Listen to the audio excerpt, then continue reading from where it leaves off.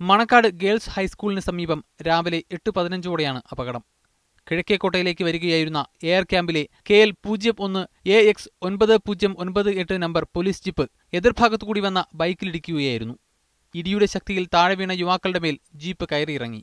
ഒരാൾ സംഭവസ്ഥലത്ത് തന്നെ മരിച്ചു. പരിക്കേറ്റ മറ്റൊരാളെ ആശുപത്രിയിലെത്തിക്കാൻ പോലീസ് വൈകിയതായി നാട്ടുകാർ ആരോപിക്കുന്നു. ഒരു ബോഡി പിടച്ചുകൊണ്ട് കിടക്കുകയാണ്. പോലീസുകാരൻ്റെ ബോഡി എടുക്കാനോ കൊണ്ടുപോകാനോ തയ്യാറല്ല. 15-20 മിനിറ്റ് ഏതാണ്ട് അരമണിക്കൂറായിട്ടും 108 വന്നില്ല. എന്നാൽ ഞാനും ഒരു നാട്ടുകാരനും കൂടി രണ്ടുപേരും ചേർന്ന് ഈ ബോഡിയെ എടുത്ത് നേരെ പോലീസ് വണ്ടിയുടെ പുറകിൽ കയറ്റി. പോലീസുകാരൻ പറഞ്ഞ് വണ്ടി എടുത്ത് പെട്ടെന്ന് കൊണ്ടുപോകാൻ പറഞ്ഞു. ഡ്രൈവർ പോലീസ് ഉദ്യോഗസ്ഥൻ പറയാൻ ഞാൻ എവിടെ കൊണ്ടുപോകണം ഈ ബോഡി. പോലീസ് നടപടിയിൽ പ്രതിഷേധിച്ച് ജനങ്ങൾ റോഡ് ഉപരോധിച്ചു. ADM വിനോദ്, DCP ബാലചന്ദ്രൻ എന്നിവരെത്തി നാട്ടുകാരുമായി ചർച്ച നടത്തിയ ശേഷമാണ് മൃതദേഹം എടുത്തുമാറ്റിയത്. സംഭവം അന്വേഷിച്ച് കുറ്റക്കാർക്കെതിരെ നടപടിയെടുക്കുമെന്ന് DCP ബാലചന്ദ്രൻ പറഞ്ഞു. അങ്ങനെ ആരുടെയെങ്കിലും ഭാഗത്തൊരു വീഴ്ച ഉണ്ടായിട്ടുണ്ടെങ്കിൽ ഉറപ്പായിട്ട് നടപടി ഉണ്ടാവുമെന്ന് ഞാൻ അവരോട് പറഞ്ഞിട്ടുണ്ട്. അതിന് ഇന്ന് തന്നെ അന്വേഷിച്ച് റിപ്പോർട്ട് തരുന്നുണ്ട്. AC ഫോർട്ടിന് ഏർപ്പാട് ചെയ്തിട്ടുണ്ട്. തീർച്ചയായിട്ടും ഉണ്ടാവും. ഉപരോധത്തെ തുടർന്ന് കിഴക്കേക്കോട്ട കോവളം റൂട്ടിൽ 2 മണിക്കൂറോളം ഗതാഗതം തടസ്സപ്പെട്ടു.